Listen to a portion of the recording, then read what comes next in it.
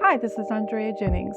Welcome to Access for All, Integrating Accessibility, where we explore the intersection of pop culture and accessibility. We'll shine the spotlight on those who are opinion leaders in the accessibility world. They are making groundbreaking change in this show. So join us each episode as we change the future.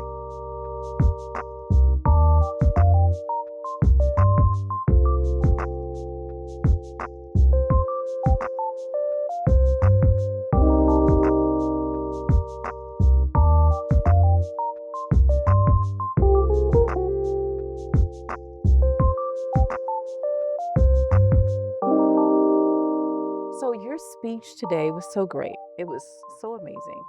I want you to talk a little bit about what you spoke about with anti aging. And if you can, while you're telling us, if you can give us two ideas that challenges that stereotype that we have as a society for older adults or the older population.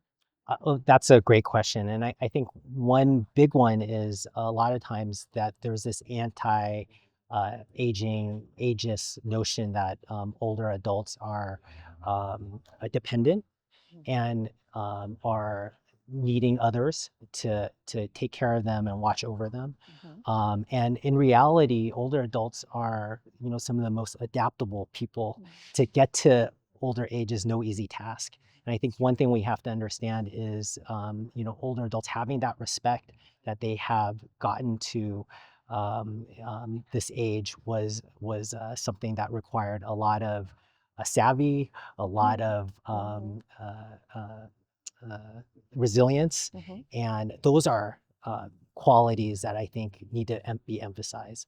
Another thing is believing that older adults, because of ageist stereotypes that Yes. that I think are very pervasive, that things that they might do as a middle-aged person now suddenly, when you're older adult, now it's blamed on your age. For example, how many times have we forgotten a word, right? Or even during a presentation, you flub something, and then suddenly you have dementia if you're older. But if you're 40 years old, it's like, okay, well, maybe he didn't have enough coffee in the morning, right? And then, and you can see with President Biden's presidential debate, a couple months ago, just the pure negativity that jumped on, like that just sort of ascribed everything that was difficult in that interview to just his aging, and that was tough to see. Yeah. So one of the things I think is really interesting about your keynote presentation is you covered all that. So thank you so much. Yeah. But I think it's really important that we understand that we are all going to get older. So it is very disappointing to see people treat or have stereotypes about people who are aging. So let's talk also about the terminology and the language. What is the best practice, or what should we be calling that population? Well, and thank you for asking that question. It's really important to make sure that all people are seen and heard. And I think with older adults, we give short shrift to that. So, that's exactly what I call people over 60, over 65, an older adult. I think some words like elderly now have a little bit of a more negative connotation, that people are enfeebled or frail. So we moved away somewhat from that language, but calling someone, I think, an elder or an older adult. But I think the most important thing is, if you don't know, to ask the person, what do you prefer? Yeah, that's true. And then that leads us right into autonomy. We spoke earlier about respecting the older population. It's this balance as your healthcare professional of incorporating safety, but not having this infantilism Yes. attitude about treating our relatives that are part of the older population. Yes, for sure. Yeah, we talked about infantilism, we talked about ageism, which is really great because I believe in going above and beyond just regular accessibility and ADA. So, but what do you notice about some physical barriers, maybe built-in environment barriers with the older population? Maybe coming to the offices or coming to meetings. And you mentioned telehealth. So that actually really helps people to get to the doctor's appointment. So, Yeah, well, I mean, that's a really great question. And I do agree with the philosophy of going above and beyond. yes. It's already really tough in our healthcare system to navigate just like for example, our medical offices in Hollywood, there's, LA traffic, there's like parking issues. And then by the time you figure all of that out, you're, possibly several minutes late to your appointment. So I think the first thing is understanding and giving grace to our older adults that there are physical and cognitive issues that help make it more tough for them to navigate. And then just really over planning ahead for that. For example, in a clinic for older adults, making sure that possibly it's on the first floor, right? Even if you have to take an elevator, that adds time. And certainly stairs sometimes can be tough for our seniors. Making sure that whatever rooms you have are extra large, so if they do need a wheelchair, that they can get in. And then, of course, if it's an issue where there's a parking and the parking structure is far away from the clinic, that that there's transportation or what we call white glove service, where people come and help the seniors get to where they need to be. One thing is for example, in our office building, we have kiosks on the first floor, so older adults can check in without having to, so they can check in right away and then give them some time to get to the clinic they need to get to. So those kinds of things I think are really helpful. But again, I think it's more overthinking, like you said before, that makes all the difference. Because if we just get it up to par with what everybody else has in terms of accessibility, it's going to lose a lot of older adults who might be more limited, because there is such a wide range of functional impairments that they may have. Yes. Do you have any advice for people who want to get into your field? Someone that's in college right now, maybe considering it? That's a great, and that's a really great question. I was just talking to one of our students the other day, which is just spend time with older adults. It's important to understand that it's not just learning what's in a book about the biology of aging, but it's that connection and understanding their life story and all the complexity you have when you get to a certain age. And the best way to know that is to work with them, either as a volunteer or as, we have this great program where students will call older adults at home and socially connect, and they learn so much from those conversations. So programs like that, I think, go a long way. And then, of course, down the road, if you're thinking about medicine, shadowing a physician goes a real long way too. Yeah. Oh, I love that. Thank you so much for being here. It was an honor to have you here, and you did a great job with your keynote Thank presentation. you. Akila, it's so nice to have you. I've heard so many great things about you. Oh, And you're too kind. Thank you. thank you for being here. Thank It's an you. honor to interview you. Thank you. One of the things that we have in common is a career in hosting and broadcasting and television. Please tell me about your television career. So I started my career at Channel 5. I was a planning editor and I worked on the assignment desk. And that's where you send crews out to, check out an accident or if a house is burning or something like that. I worked there for about 8 years, and then I went over to Channel 2 News, CBS. And of course, that was my dream job because, I grew up on 60 Minutes. Oh, And yes. so I always wanted to work for CBS. So I Wow. worked for CBS here locally in Los Angeles. Mhm. And then I just kind of got tired of news and I did PR for a while at the gas company. And I was recruited to work for Fox News Channel right as they started. I Mhm. mean, it was in the beginning of in their infancy, let me put it that way. Right. And I worked for them for 4 years, and then I decided I needed to do something different. I Mhm. wanted to contribute more to a community. And while I tell people that I sleep in Los Angeles, I live in Pasadena. Wow. Yeah, and Pasadena feels like my home. My discretionary funds are spent here. My daughter went to Westridge here for school. Yes. Um, Now I get to work here, and I've been here for about 18 years, a little over 18 years. Wow. Yeah, it's community. It's It really is. community. It's a Yeah. quaint, close-knit community. I Yeah. always say Pasadena is one of those communities that you can put your arms around. And Mm. who would want to leave? Right. I Who would love want to that. leave because it's such a beautiful community. I love it. Wonderful. One of the things I wanted to talk to you about was how did you transition from television to the community work that you do, but I guess you answered that. You're just a community-based person. My transition from news actually went from PR to communications first. So I was the director of marketing and communications for the Alzheimer's Association and for the American Cancer Society. So that it translates. It's like the flip side of of Yeah. news. Yeah. I knew a lot of people because they contacted me to do stories on cancer and the rate of cancer and Alzheimer's. So I stayed at the Alzheimer's Association for 8 years, and that's where I learned everything about aging. Wow. I hadn't even thought about. I don't know. I mean, you live your life and you don't ever think about growing older.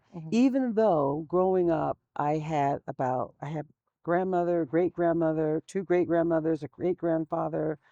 I had a lot of older adults around me who were there to guide me and were really good examples growing up. So even though I just didn't think about myself aging and what that meant. So when I heard about this job, I applied for it because I was so interested in programs for older adults. Right. So now you're the executive director of the Pasadena Senior Center. And can you tell us a little bit about programs that you offer here and the program that you having today? Like what encouraged you to have this empowering program about aging well? So today, Aging Well Conference is really something we've been doing for 30 years. We were the first to even do a conference on aging. We used to call it a conference on aging. And then because aging well is at the core of our mission, we changed it to Age Well Day. And, the Pasadena Senior Center is an extraordinary place. It is not like other senior centers. We offer 53 classes a semester. We have everything from health lectures to exercise, to painting, to sewing. We have 5 French classes. I can tell you right now, there's not another nonprofit in the United States that has 5 French classes. So we try to have something for everyone. Our social service program offers a lot of health lectures that help people manage whatever health challenges they have.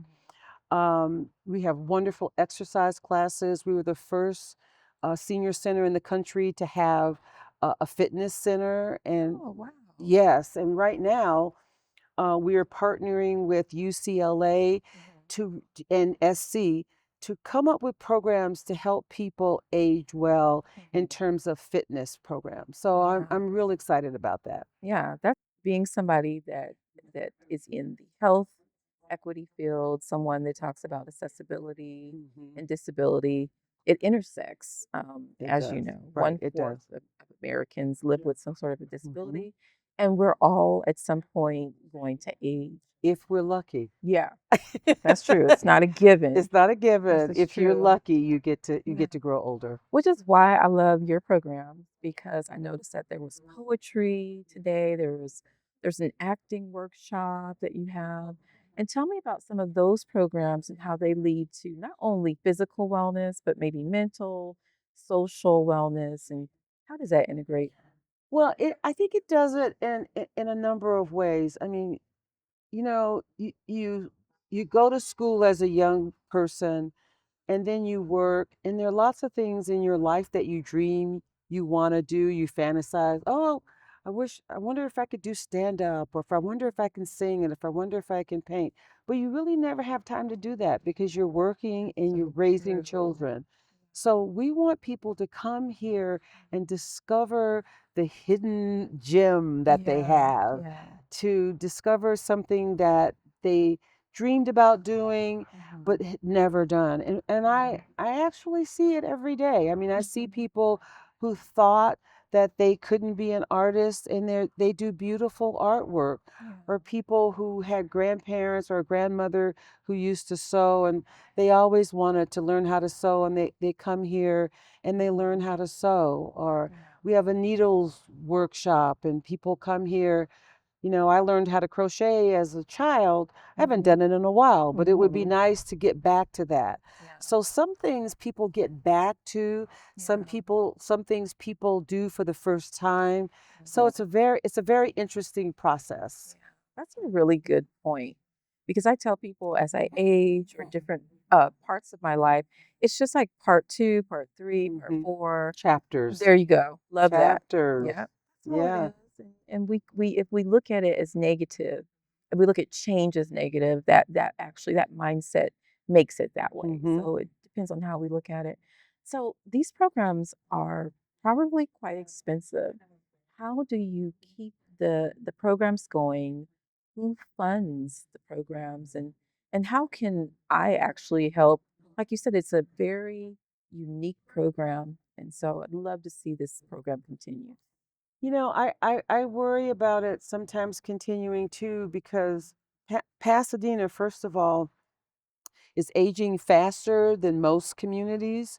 We have a Really? high population of older adults who live here, in large part because who would want to leave? I Yeah. mean, it's beautiful. Everything you need is right here. Yeah. So people stay.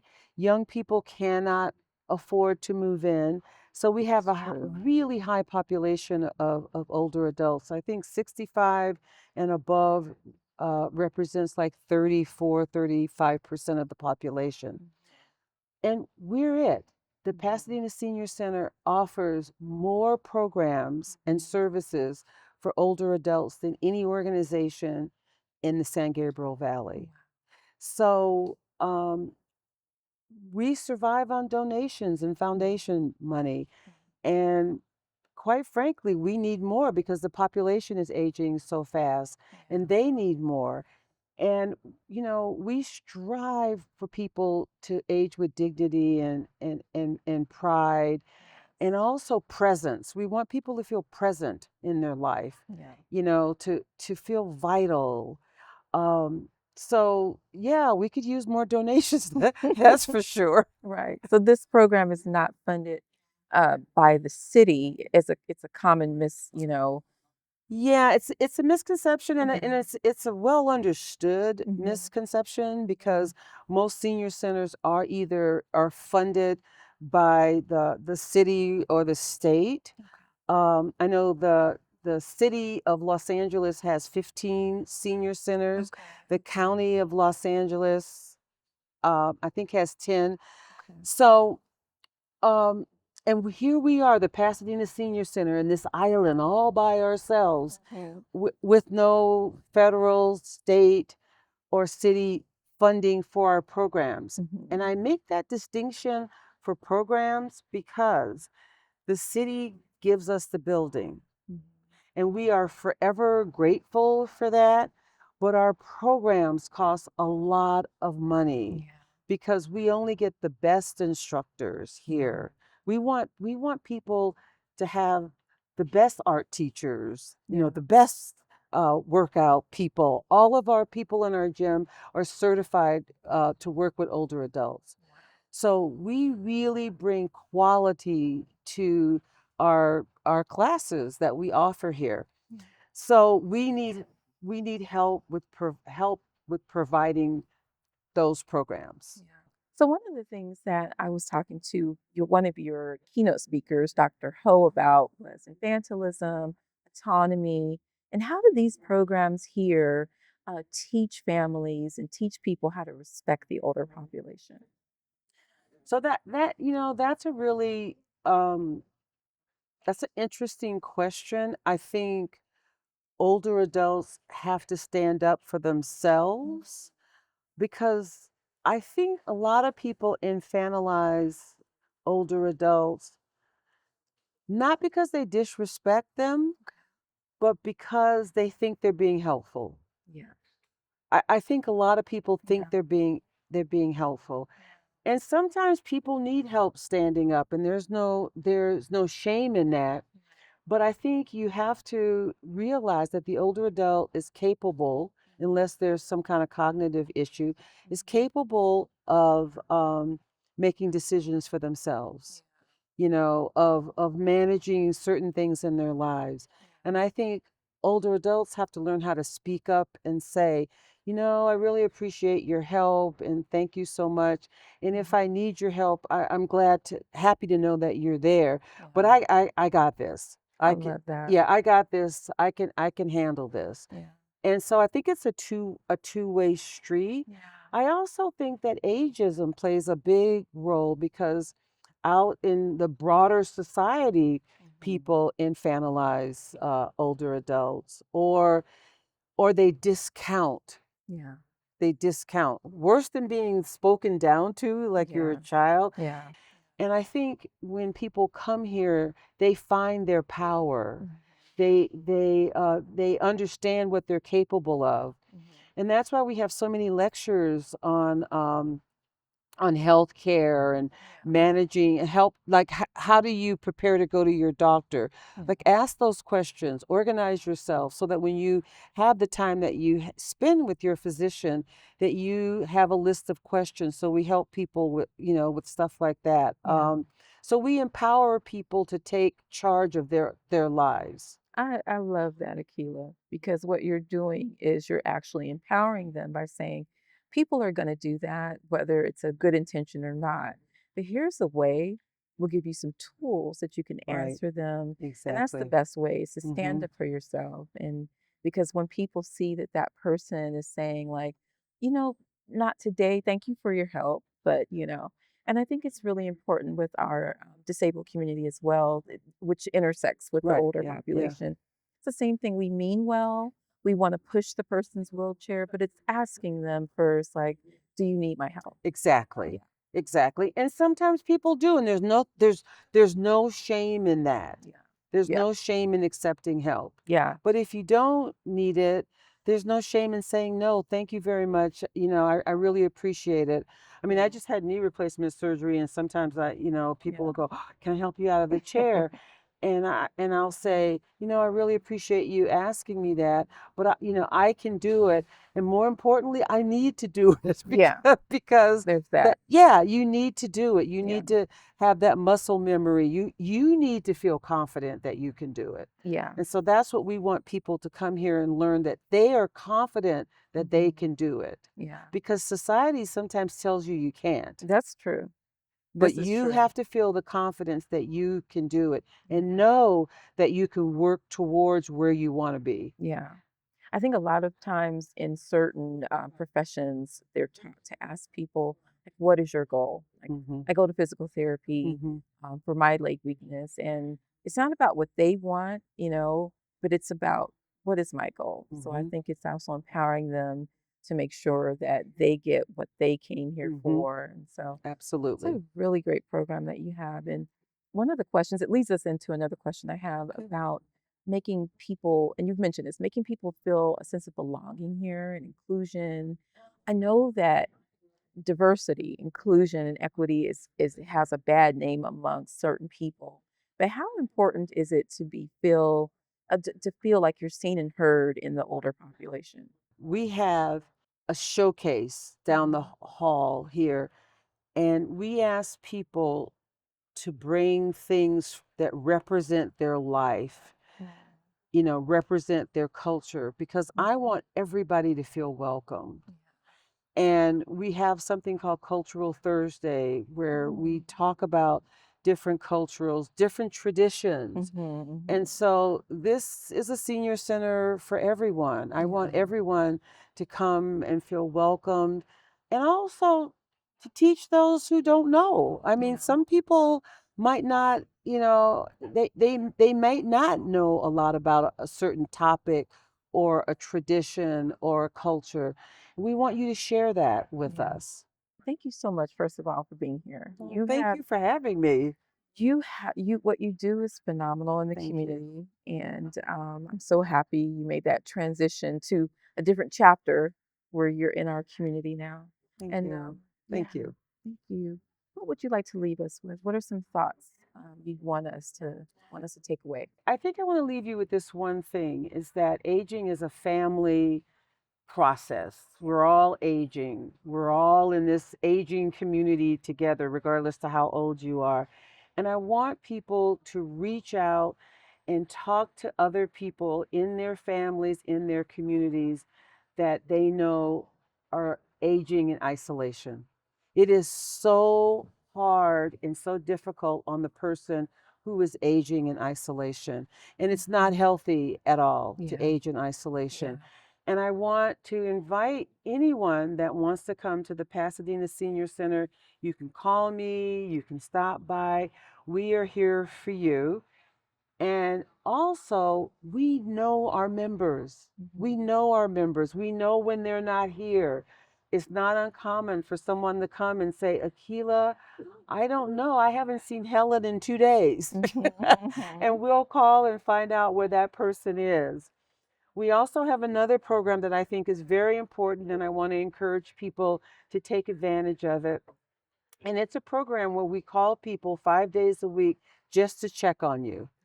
It is my most favorite program because a lot of people really are stuck at home and they can't get out. But they can take a Zoom class from us and we can call them on a daily basis and check up on them and see how they're doing. So I just want to thank you for your wonderful presence today and for sharing the Pasadena Senior Center with all your viewers. Thank you so much, Akila. And it's been an honor to interview It's you. my honor to be interviewed. Thank And you. to learn more about this amazing center and yourself. Thank you. Yes. Thank you. Thank you. Thank you.